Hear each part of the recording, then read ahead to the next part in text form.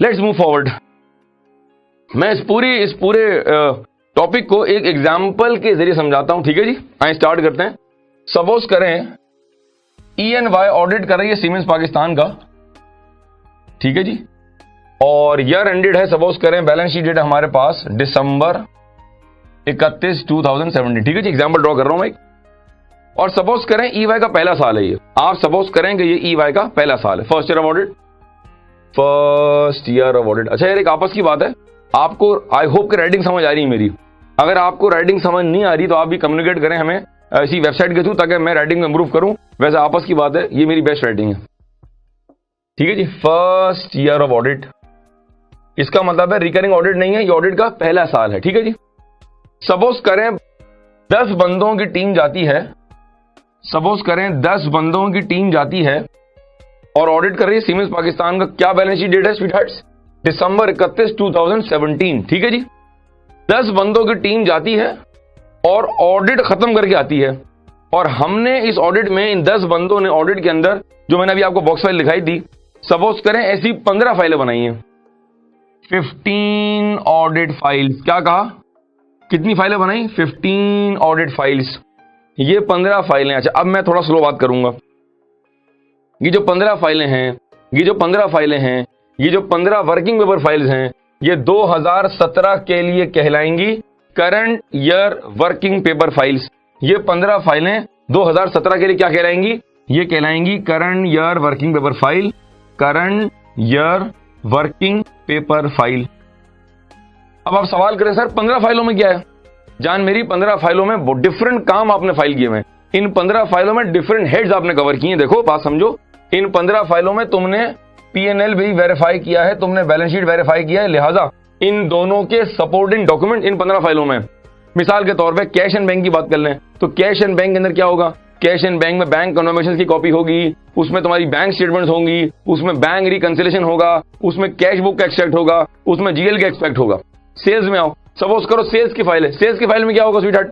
Sales की file में customer के ऑर्डर्स होंगे, परचेज ऑर्डर आए होंगे, सेल्स ऑर्डर दिए होंगे, कस्टमर के एग्रीमेंट्स होंगे, कस्टमर के कॉन्ट्रैक्ट्स होंगे, गेट पास होगा, GDN होगा, डिलीवरी नोट होगा, डिस्काउंट की वर्किंग होगी, and so on so fourth.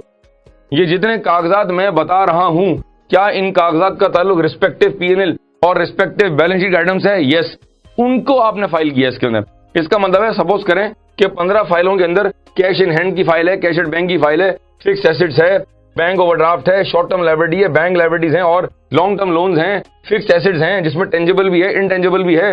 फिर तुम्हारा P&L की फाइल ले लो, उसमें सेल्स भी आ रहा होगा, कॉस्ट ऑफ गुड्स सोल्ड भी आ रहा होगा, एक्सपेंसेस भी होंगे, सो ऑन सो फोर्थ। क्या मेरी बात डाइजेस्ट कर रहे हो? 15 फाइलों में 2017 का जो तुमने ऑडिट किया है, तुमने उसके सारे सपोर्टिंग कागजात लगाए हेड वाइज।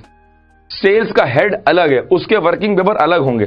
फिक्स एसेट का हेड अलग है, उसके वर्किंग पेपर अलग होंगे।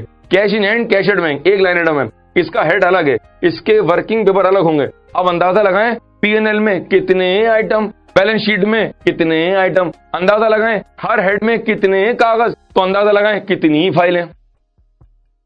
सर ये 15 क्यों हैं? ये 10 क्यों नहीं है? ये 18 क्यों नहीं है? ये 20 क्यों नहीं है? भाई डिपेंड करता है ये तो। This depends on the professional judgement, this depends on the professional judgment and this depends on the size and operations of the audit line।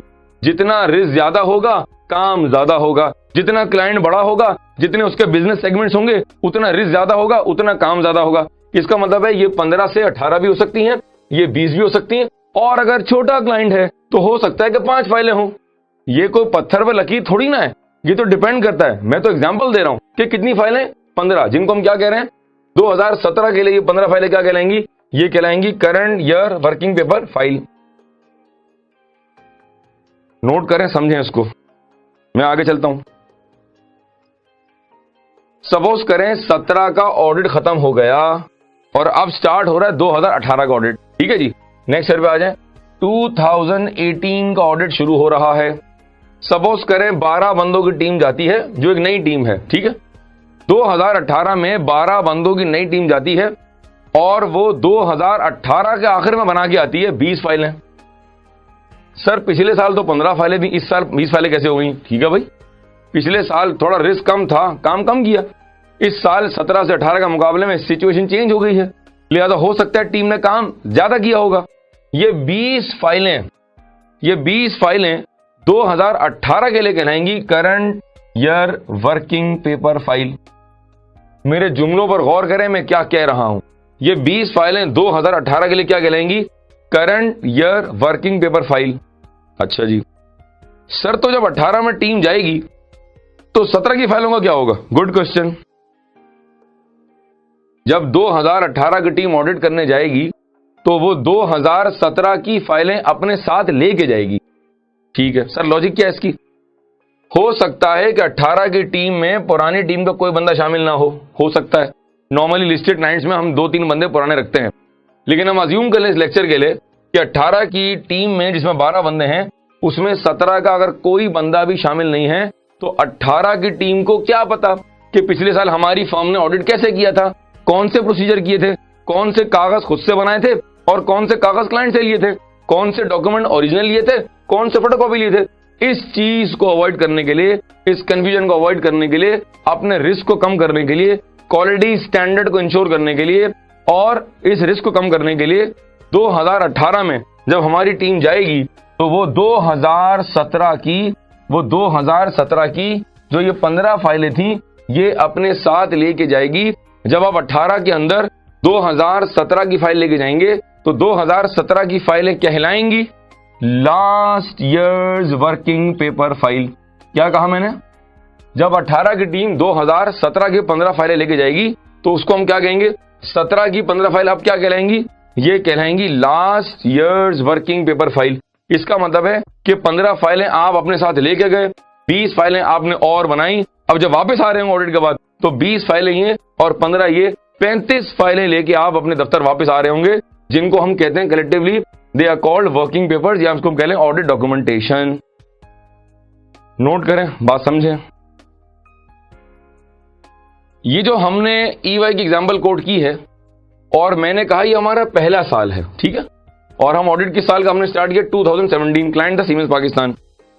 इसी लेक्चर में मैं ऐड कर रहा हूं ये जो आपने सीमेंस की जो आपने वर्किंग पेपर फाइल्स बनाई हैं और आपका पहला साल है, you will maintain 2 sets of files. यहां से मैं ये बात बता रहा हूं कि वर्किंग पेपर 2 टाइप्स के होते हैं, ठीक है जी। यहां से मैंने बताया टाइप्स ऑफ वर्किंग पेपर्स, यहां से मैं नई बात का आगाज कर रहा हूं टाइप्स ऑफ वर्किंग पेपर्स। और we have 2 types of working papers. हमारे पास वर्किंग पेपर के 2 टाइप्स हैं, एक को हम कहते हैं परमानेंट और एक को हम कहते हैं करंट। क्या कहा हमने? एक को हम कहते हैं परमानेंट वर्किंग पेपर्स, एक को हम कहते हैं परमानेंट वर्किंग पेपर्स और एक को हम कहते हैं करंट, या हम कह सकते हैं टेम्पररी वर्किंग पेपर्स। मैं रिपीट कर रहा हूं पूरी बात मैंने क्या कही। जब EY सीमेंस पाकिस्तान का 17 में ऑडिट करने गई और हमारा पहला साल था तो हम जो फाइलें मेंटेन करेंगे there are 2 sets of files, there are 2 types of working papers. एक को हम कहते हैं परमानेंट और एक को हम कहते हैं करंट। अब मैं दोनों को उर्दू में समझा रहा हूं, फिर आप नोट करेंगे एंड विल मूव फॉरवर्ड। आप रिपीट करें। करंट वर्किंग पेपर्स वो वर्किंग पेपर होते हैं, करंट वर्किंग पेपर्स वो वर्किंग पेपर होते हैं जो हर साल बनते हैं। करंट वर्किंग पेपर वो वर्किंग पेपर होते हैं जो हर साल बनते हैं और परमानेंट वर्किंग पेपर ये वो वर्किंग पेपर होते हैं जो हर साल अपडेट होते हैं। करंट वर्किंग पेपर हर साल बनते हैं और परमानेंट वर्किंग पेपर हर साल अपडेट होते हैं। इसका मतलब है जब हमने 17 का ऑडिट स्टार्ट किया होगा तो हमने 2 फाइलें बनाई होंगी, एक को हम कह रहे हैं परमानेंट और एक को हम कह रहे हैं करंट। अब यहां से बच्चे सवाल करते हैं सर इसमें क्या फाइल होगा और इसमें क्या फाइल होगा। इसको मैं कवर करता हूं थोड़ी देर के अंदर। आप जरा इस डायग्राम को कॉपी कर लें, देन विल मूव फॉरवर्ड।